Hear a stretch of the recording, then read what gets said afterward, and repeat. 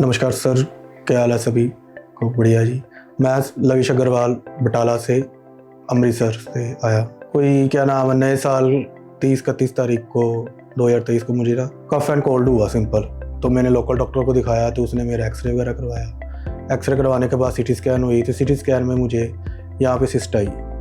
तो मैं फिर DMC लुधियाने गया। उन्होंने मुझे बताया कि ऐसे है, ऑपरेट वगैरह कर सकते हैं, लेकिन हमने कहा कि नहीं, हमने कोई बढ़िया जगह से ही करवाना। तो फिर हम तो सारी सलाह की, भैया वगैरह सारा से पूछा, सारा रिलेटिव्स वगैरह से बात करके तो हम फिर मैदानता है कोई 2 या 3 तारीख को यहाँ पे आके हमने हर्षवर्धन पुरी सर से मिले, उनकी टीम से मिले, बहुत बढ़िया लगा। उन्होंने सारा मेरा यहाँ पे ब्रोंकोस्कोपी, एंडोस्कोपी, US वगैरह करवाया सारा।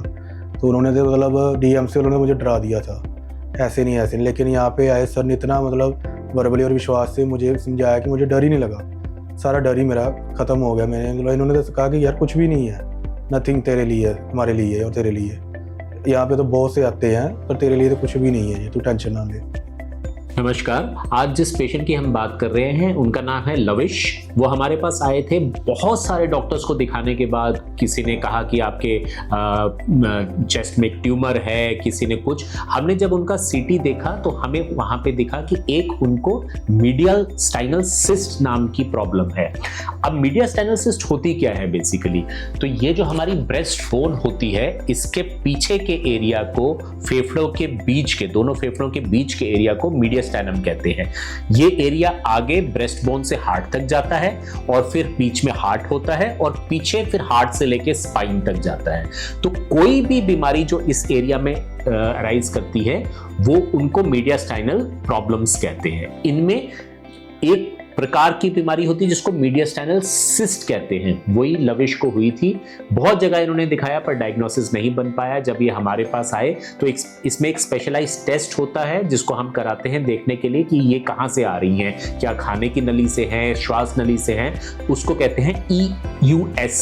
तो वो टेस्ट हमने कराया, हमें पता चला कि ये जो सिस्ट है वो अराइज कर रही है, ब्रोंकोजेनिक वैरायटी की सिस्ट है।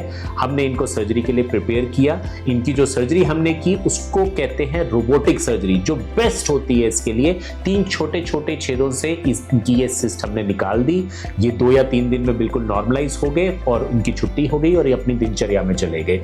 सो रोबोटिक सर्जरी होने की वजह से, एक स्पेशलाइज्ड टीम होने की वजह से जो ऐसे डायग्नोसिस बना सके, इनकी बहुत अच्छा इलाज हुआ, जो कि ये अपने वीडियो में बता रहे हैं। धन्यवाद।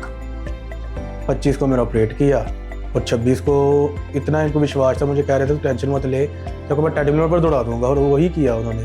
25 तारीख को मुझे ICU से शिफ्ट करके 26 तारीख को कहते हैं ICU ट्रेडमिल पर दौड़, ब्रीथ एक्सरसाइज वगैरह करवाई इन्होंने मुझे। फिर वहाँ पे क्या नाम, जो फिजियो वाले सर थे वो बड़े बढ़िया थे। सर थे, एक मैडम भी थी। उन्होंने मुझे मतलब कहा कि कितना तू एक्सरसाइज करेगा उतनी जल्दी तू घर जा सकता है। तो डेली मैंने कहना सर ठीक है जी, कैसे उन्होंने मुझे बताया, मैं वैसे एक्सरसाइज करता रहा। तो 24, 25 और 26 को मैं कमरे में शिफ्ट हुआ।